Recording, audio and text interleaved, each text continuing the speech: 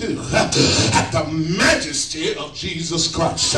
Colossians chapter 1 verse 15 says this. He says, who is the image of the invisible God. He's the firstborn of every creature. He says, and all things were made by him. Things that are in heaven and things that are in earth. Whether they be dominions or principalities or powers or thrones, all things were made by him and for him. Verse 17 says, he is before all things, and by him all things consist. In verse 18 it says, he is the firstborn from the dead. He is the head of the body, even the church. I wish I had somebody that he might have the preeminence in all things. Verse 19 says, for it pleased the Father that in him should all the fullness of the Godhead dwell. Oh, I wish I could talk to you. Jesus is not like Muhammad. He's not like David Koresh. He's not like Joseph Smith with the Mormons. I wish I had somebody. Jesus didn't come and go. Jesus is still alive and well. Yeah. I like that old Baptist quartet song, have you heard the good news? Have you heard the good news? That Jesus is alive and well. So when you're talking to God and when you're talking about God, don't neglect the majesty of Christ. I wish I had somebody, because the Jesus of the New Testament is the Jehovah of the Old Testament. I wish I had somebody. Mark it down, circle it, highlighted it. Jesus is God. I preach the majesty of Christ. But not only the majesty, I think I need to say something about the sovereignty. He said, let the light of the glorious gospel of Christ, who is the image of God. He said in the other verse, we preach not ourselves, but Christ Jesus the Lord. Oh, I wish I had somebody. Christ might talk about, yes, his salvation. Jesus talks about his sacrifice, but Lord talks about his sovereignty. Christ would tell you that he's the Messiah. Jesus would tell you that he was a man. But Lord tells you that he is the monarch. Oh, I wish I could make it plain. I wish I had somebody. Christ might tell you about his work. Jesus might tell you about his willingness. But Lord tells you about his weight. Have I got a witness in here? Jesus is sovereign. I wish I had somebody that he is the one that spoke spinning worlds into existence. He's the one that painted the rainbow without using a stepladder. He is the one that put the twinkle in the star, put the glisten in the moon. He put the shine in the sun. He the one that put the witness in the water. He is the one that gave the speed to the cheetah in the spots to the leopard. He gave the wiggle to the worm. He gave the bitterness to the lemon and the sweetness to the watermelon. Jesus is the voice. Oh, I wish I had someone. He's the one that made little bitty lakes and ponds, who made big rivers, who made oceans that flow out into the seas. He is the voice. Oh, I wish I had a shout church in here, because John 1:1 says, in the beginning was the Word, and the Word was with God, and the Word was God, and the same was in the beginning, and all things were made by him, and without him was not anything made that was made, and in him was life, and that life was the light of men. Somebody ought to be able to testify, it wasn't until I tried Jesus that I was transformed.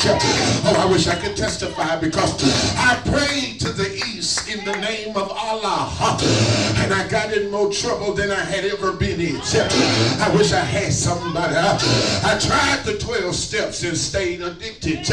I wish I had a witness in here. I thought about how bad it is to be incarcerated and kept getting locked up. But when I tried Jesus, oh, I wish wish I had somebody. Somebody can testify how Jesus Christ can break a 20-year crack habit. How Jesus can get a heroin addict off the needle. Jesus can get an alcoholic off of alcohol and make him addicted to plain purified water. Jesus can turn a hooker into a missionary, a pusher into a preacher. Jesus can turn a rapist into a deacon. I wish I had somebody. Jesus got life inside of him. And when it gets inside of you, you have a resurrection of new life. Oh, I wish I had a shouting church. In John 11:25, he said, I am the resurrection and the life. He that believeth in me, though he was dead, yet shall he live. And he that liveth and believeth in me shall never die. I wish I had somebody. He got me covered on earth and got me covered in eternity. I can sing with the old church. If you hear my home going, don't worry about me. I'm just another soldier on his way home. I wish I had a witness here. I want you to preach and live under the majesty of Christ, at the sovereignty of Christ, but then the centrality of Christ. Oh, I wish I could understand this concept of centrality. Let me see if I can say it with some finesse. Christ should be your basis and your boundary. He should be your center and your circumference. Oh, I wish I had somebody. He should be the one you stand on, the one you stand with, and the one that you stand for. Oh, I wish I had somebody. All things lead to Christ. Somebody say, I don't know where this world is going to. I tell you where it's going to Christ. I wish I had somebody, because 2 Corinthians 5:10 said we must all stand before the judgment seat of Christ and give an account to the things done in our bodies, whether they be good or bad. You want to know where the world is headed? It's headed to Christ. I wish I had somebody. Hebrews 9:27 says, appointed unto man once to die, and then after this the judgment. You want to know where our country is going? While we're legislating immorality, I wish I had somebody. While we're punishing people for their pure morals and values, I tell you where it's headed. It's headed to face off with Christ. Because Paul said in Philippians chapter 2 verse 11 that God has given him a name that's above every name in heaven and earth and under the earth, that at the name of Jesus every knee shall bow and every tongue shall confess that Jesus Christ is Lord, to the glory of God the Father. Live and preach and witness about the centrality of Christ. I'm already out there. Can I preach it like I feel the church? Even the Bible centers around Christ. Ma'am, sir, if you read the Bible and miss Jesus, you got to retweak your lenses or change your contacts, because you missed the whole point. The whole book is about Jesus. I mean, in the Old Testament he was talked about, but in the New Testament he walked about. In the Old Testament he was a prophecy, but in the New Testament he was a pregnancy. In the Old Testament he was the angel of the Lord, but in the New Testament he was the anointed of the Lord. Oh, I wish I had a shouting church. In the Old Testament he was on his way, but in the New Testament he is the way. Oh, I wish I had somebody in here. I'm trying to say to you, the whole book is about Jesus. I wish I could talk to you. Somebody say he Moses' rod. Somebody say he's Ezekiel's wheel. Somebody say he's the children's fourth man in the fire. Talk back to me in here. Yes, in Genesis he's the seed of the woman. In Exodus he's the Passover lamb. In Leviticus he's the sacrificial one. In Numbers he's the uplifted one.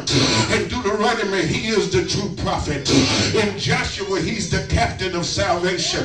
In Judges he's the delivering judge. In Ruth he's the kinsman redeemer. In Psalms he's the shepherd. He's the shield. He's the shelter. He's the rock. He's the refuge. He is the redeemer. In Proverbs he is wisdom. In the Song of Solomon, he's our lover. In Ecclesiastes, he's the God of all living. I wish I had a shout church. In Isaiah, he's a suffering servant. He's a substitutionary sacrifice. And he's a satisfying sellout. Somebody shout glory. In Jeremiah, he's the weeping prophet. In Lamentations, he's a faithful God. In Ezekiel, he's the one that raised up the dry bones. I wish I had somebody. Yes, in Hosea, he's the promised return. In Amos, you got to preach for him. In Jonah, you can't run from him. In Malachi, you pulled the tide to him. In Zephaniah, you got to wait on him. In Zechariah, he's your restorer. I wish I had a shout church in here. Matthew called him a baby born in Bethlehem. Mark said he is a son of man. Luke called him a descendant of David and a savior of the world. But John said he's the word that's made flesh. The epistles say he's the model for upright living. Jude says, now unto him that is able to keep you from falling and to present you faultless before his presence. But Revelation says he's a groom coming back for his bride. The whole book is about Jesus. And if you miss Jesus, you miss the whole point. Preach the majesty of Christ, the sovereignty of Christ, and the centrality of Christ. Well, I got to get ready to leave you, my dears, but I want to teach just a little bit more. Not all about the essence of the gospel, but I need to say a word, my dears, about the end game of the gospel. Why do we live the way we live? Why do we preach the way we preach? Why do we witness the way that we witness? If you'll notice in verse 6, the writer says that we preach not ourselves. Oh, I wish I had somebody. Watch a preacher, watch a prophet, watch an apostle, watch a bishop or elder, watch another Christian that says, if you do what I do, you can have what I have. I wish I had somebody. You watch somebody that said, follow me and you're going to be blessed. I like the way Paul said it. He said, follow me as I follow Christ. If I quit following Christ, find you somebody else to follow. I wish I had somebody, because the end game is the glory of God. I noticed the end of verse 5. Notice in verse 6 he says, for God who commanded the light to shine out of darkness, he has shined in our hearts. That means he saved us. That means he regenerated us. That means he born us again. And the question is, why are you saved? Why are you regenerated? Why have you been given new life? He said, to give the light of the knowledge of the glory of God. I wish I had somebody. But it ain't in me, he said, in the face of Jesus Christ. And so when you lift up Jesus, you light up God. I wish I had somebody. When you show folk what Jesus is like, you show folks what the Father is like. And he's saying, it's all for his glory. That phrase, the glorious gospel of Christ, it really should be translated for the glory of the Christ of the gospel. And so I'm exhorting men and women, ministers and mentors, our church members and change agents. I be praying for his glory. I be preparing for his glory. And every chance you get, be preaching for his glory. You know, it's been a long week for me. Last week I preached from Saturday to Sunday. I wish I had somebody. Then I spent the week getting ready for an expository preaching conference and preached the funeral immediately after the conference. I almost pulled out an old sermon this morning. One that I could preach in the middle of the night because I've been preaching this so long. That would have been for me just to get through Sunday. I said, my folks ain't studying hard, know how, whatever I said, they gonna enjoy it. I could take the Sunday off, but I can hear the Holy Spirit saying, preach Christ. I preach his majesty. I preach his sovereignty and preach his centrality. And what I need you to do is pray for my glory. I need you to prepare for my glory. And when you stand up at 10 o'clock, I need you to preach for my glory. Oh, I wish I had somebody. I when the last time you prayed that God get glory out of your life? When the last time your prayers was about him and not about you? God, deliver us from me, my kind of prayers. I bless my family. Watch over my house. Increase my money. Heal my body. Take care of my brothers and sisters. I take care of my mom and dad and my sons and daughters. We got my idols. I wish I had somebody, but listen, it's all about him. I like this song. I'm going to learn how to sing, and I'm going to sing this song. And he says, I give myself away so you can use me. I wish I had somebody. I like that phrase that says, here I am to worship. Here I am to bow down. Here I am to say that you are my God. Matter of fact, you are altogether lovely, altogether worthy, and you're altogether wonderful to me. I wish I had somebody in here. Yes. So man, pray for his glory. I like Matthew chapter 6. I like the fellowship in it, but I like the stewardship in it. At the fellowship, he got us our. And I wish I had somebody. He opens saying, our Father. He says, give us this day. He says, forgive us. He says, lead us not. He says, deliver us. I wish I had somebody, but I want you to notice the element of worship. He says, for thine, he says, our Father which art in heaven. So I'm not talking to somebody that's in a governmental seat. I'm talking to the one in heaven. Hallowed be thy name. As a matter of fact, God, you are holy. God, you are righteous. I don't even deserve to be in your presence. And the thoughts that I have thought and the words that I have spoken disqualifies me being